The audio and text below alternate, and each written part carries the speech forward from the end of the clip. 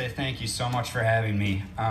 It's a complete honor because this is something that I do truly enjoy talking about, not only because I get to talk about myself, but I get to talk about something I believe in, which is mental health, suicide awareness. First off, I want to say thank you to my family for coming and joining me in this. Right off the bat, I'm going to apologize for looking at my phone.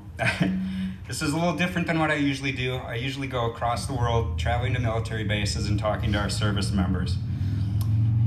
In doing so, I tend to use a lot of colorful vocabulary like we do in the military, and that paints a very vivid picture.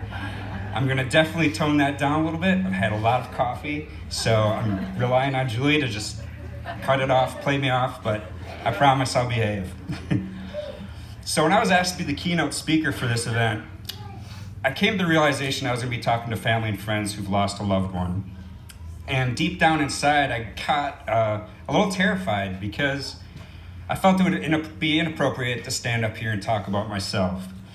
So I sat, thought about it, had something prepared, but it was bothering me so much to the point that this past Wednesday night, before I drove up here, at 3 a.m., I wiped my iPad completely clean of what I was going to say. Now, it's a 13-hour drive from South Carolina to here, so I've had plenty of time to gather my thoughts and ponder what I was going to say. And I honestly think I found a real good way to connect my story in with the values of Mental Health America. Now, by show of hands, and if you don't have to show your hands, but at 7 years old, did you know what you wanted to be when you grew up? That's quite right, because I did. My brain housing group, my wiring in my brain's a little bit different, but at 7 years old, I remember watching Desert Storm unfold on TV. And that was something that truly captivated me, and it was just something that I was like, you know what? If there was ever a war, I want to experience it. So on this day 20 years ago, a horrible act of terrorism and cowardice struck our great nation, which was not only felt here, but across the globe, and it would ultimately catapult us into the longest war in this nation's history. That 7-year-old boy got his wish in 2005. He was off to war now at 20 years of age and would experience the effects of war firsthand. After that year-long deployment, my family can truly attest that I was a different person. I was always joking, jovial, funny to be around, but I came back and I had aged. I could see it in the pictures too. Now, I didn't know this, but I lost an emotional and mental piece of me in Iraq.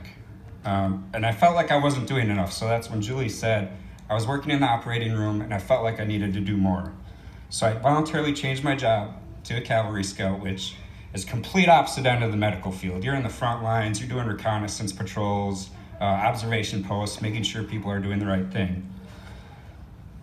And 12 years ago, on September 13th, 2009, the vehicle I was driving hit a pressure plate improvised explosive device.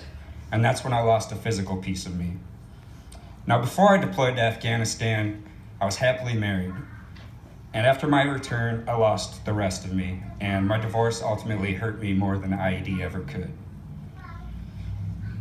Now, I stand here, and I'm going to be completely honest. I've lost a few friends to suicide, Blake, Stephanie, and I never understood how they could take their own life.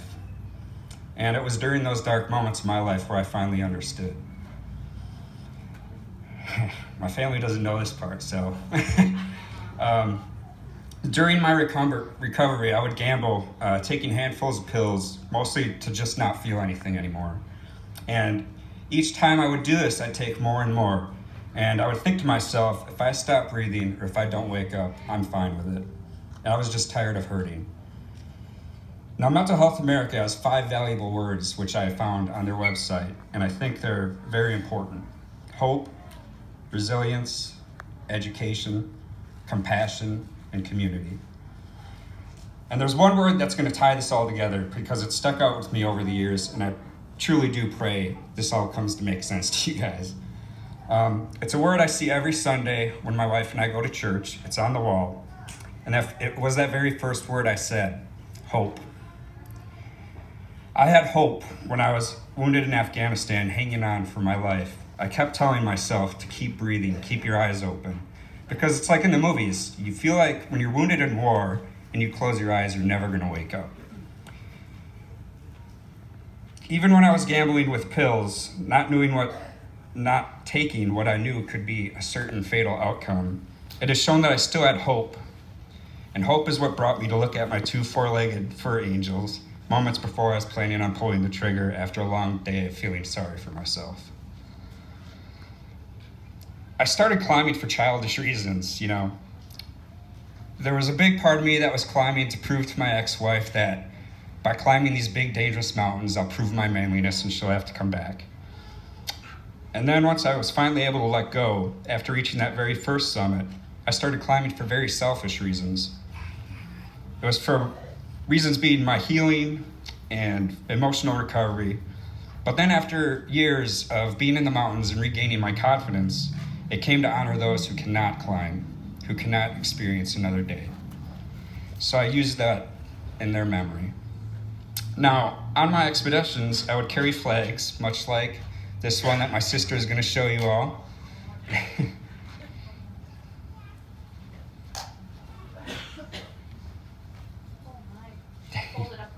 Just hold it up quick. There you go. And on these flags, I would always have service members sign them.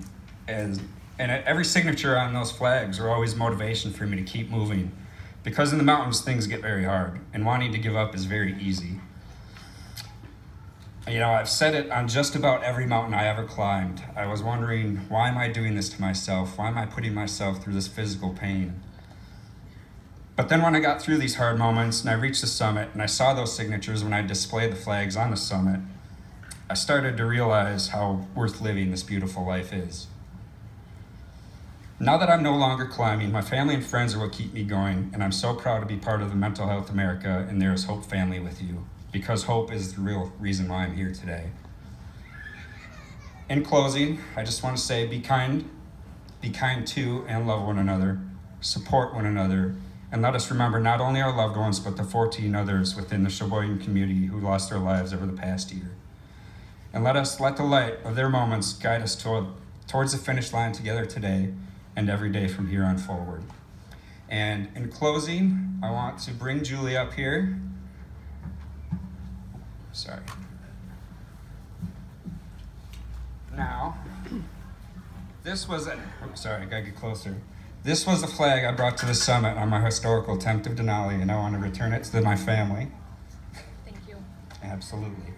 But more importantly, I have a piece of my uniform that's modeled after the American flag that I wore in Iraq. And I want to present it to you because, first, I'm very honored to be here and to be able to talk to everyone. And by the way, this is probably the largest crowd I've ever talked to, so thank you very much for showing up.